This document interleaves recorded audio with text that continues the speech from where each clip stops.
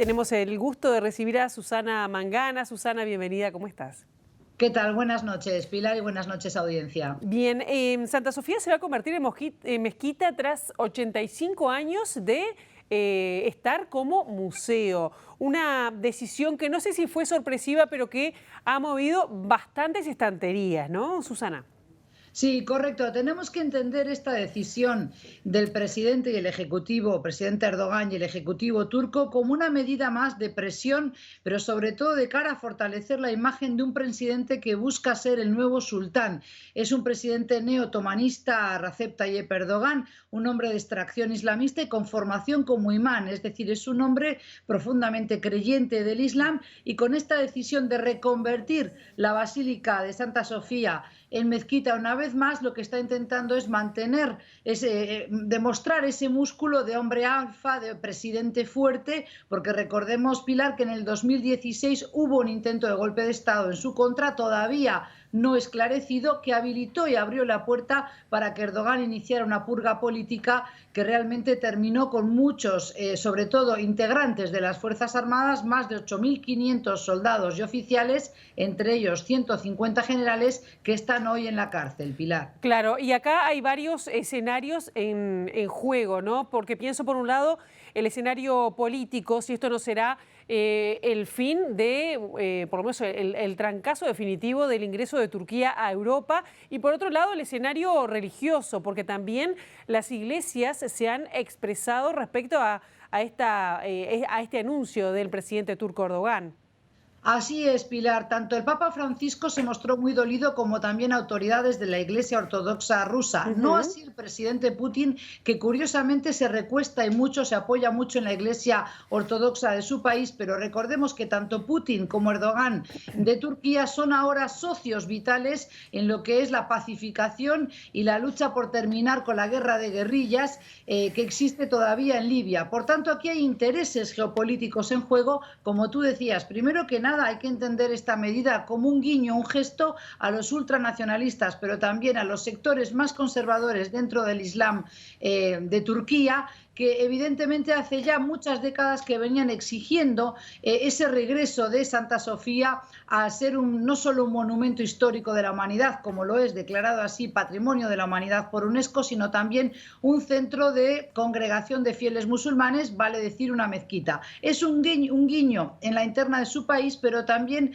le demuestra a la OTAN y le demuestra a la Unión Europea que cada vez hay menos interés por esa adhesión que Turquía supo buscar desde la década del 60, pero que ahora no le interesa porque sigue considerando a Europa como un club de privilegiados, sobre todo de extracción judeocristiana, y prefiere buscar esas alianzas, por ejemplo, en Rusia, pero también con las exrepúblicas soviéticas como Tayikistán, Kazajstán, el propio Azerbaiyán.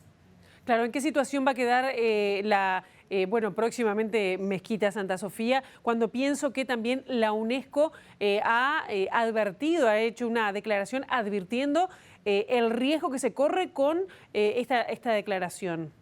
Sí, la mezquita se va a reinaugurar entonces el próximo 24 de julio, muy próximamente. Ya se venían celebrando allí algunas oraciones de los musulmanes. Como tú dices, no podemos decir que esta medida sea totalmente sorpresiva, porque también otras basílicas también denominadas Santa Sofía, como por ejemplo la de Nicea, ya se habían reconvertido otra vez en mezquita. Pero evidentemente esta reviste otro calado, porque entre otras cosas es un mojón del turismo en Turquía. Fíjate que en el 2019 recibió la friolera de 3,8, vale decir casi 4 millones de turistas que visitaron. Es visita obligatoria para todos los turistas que llegan hasta Estambul y Turquía.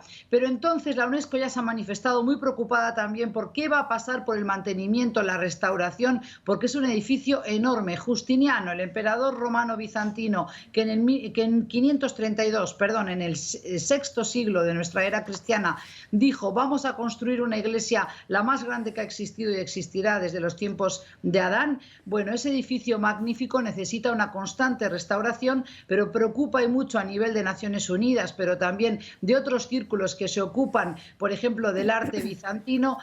¿Qué va a pasar con los frescos cristianos? ¿Qué va a pasar, por ejemplo, con los frescos de la Virgen María, de Jesucristo, que hoy están orgullosamente exhibidos al lado, por ejemplo, del nombre del profeta del Islam, Muhammad, y los 4 primeros califas del Islam? Susana, ¿en qué papel puede llegar a quedar en un momento que además las tensiones religiosas, pienso con los extremismos que hay, a veces de un lado y del otro, pero sobre todo que últimamente estamos hablando de extremismos a nivel del mundo musulmán? ¿Corre más riesgo de darle más fuerza con esta decisión?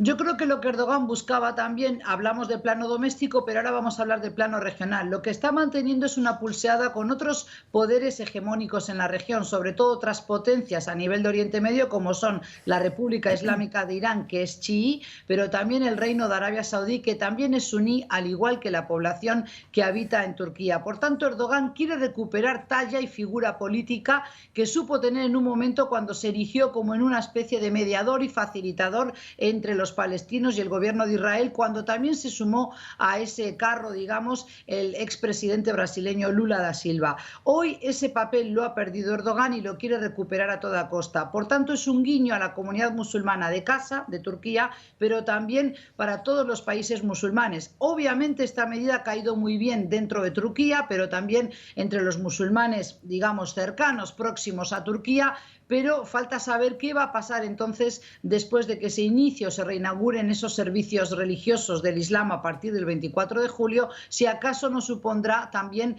otro, digamos, otro bache en lo que es un maltrecho camino de acercamiento a la OTAN, a la Unión Europea, que ya ha demostrado estar bastante enojada con Erdogan, sobre todo por su deriva autoritaria desde ese fallido golpe de Estado en el 2016. Bien, esto quizás será el fin de esa posibilidad de ingresar a la Unión Europea, conversaciones que, como tú decías, ya llevaban varios años, o coqueteo, ¿no?, que ya llevaba varios años sin que finalmente se produzca, ¿no? Exactamente, y también lo que vemos es que no hay sintonía entre la Casa Blanca, entre el presidente Trump y el presidente Erdogan. No ha habido un acercamiento en estos últimos años y, por tanto, yo creo que Erdogan con esta medida lo que demuestra es que no le interesa ni la Unión Europea ni el acercamiento con Estados Unidos. Y eso que Turquía es un miembro de pleno derecho de la OTAN y el espacio aéreo de Turquía siempre es sobrevolado por los aviones estadounidenses cada vez que tienen que hacer alguna incursión en Oriente Medio. Pero, como digo, creo que Erdogan con esta medida está intentando envalentonarse todavía más, demostrar que es un hombre fuerte, que tiene la situación controlada en casa, que ya pasó el mal trago del golpe de Estado, pero que ahora realmente quiere volver a recuperar presencia y, sobre todo, convertir a Turquía en el hegemón junto con quizás Arabia Saudí o Irán, que se lo están disputando en Oriente Medio. Más allá de esto, y ya con esto cerramos, de las repercusiones a nivel religiosas y políticas, ¿tiene derecho Erdogan a hacer esto? Es decir, ¿tiene la potestad para hacerlo? Sí, evidentemente es un país soberano y así como, por ejemplo, él citó, de hecho, la Catedral y Mezquita de Córdoba, que sigue siendo hoy un museo, pero que volvió a ser una basílica, una catedral cristiana cuando la Reconquista española, de lo que fue la etapa andalusí de la presencia del Islam en España tras 8 siglos, él citó ese mismo ejemplo para decir que por qué no pueden seguir manteniendo el monumento patrimonio histórico de la humanidad, pero convertirlo en mezquita. Tiene derecho a hacerlo, pero evidentemente países como Grecia lo encuentran una provocación porque mantienen diferendos muy fuertes con Turquía. Susana Mangana, muchísimas gracias por estos minutos. Nos reencontramos en una semana. Nos reencontramos. Gracias a ti. Buenas noches.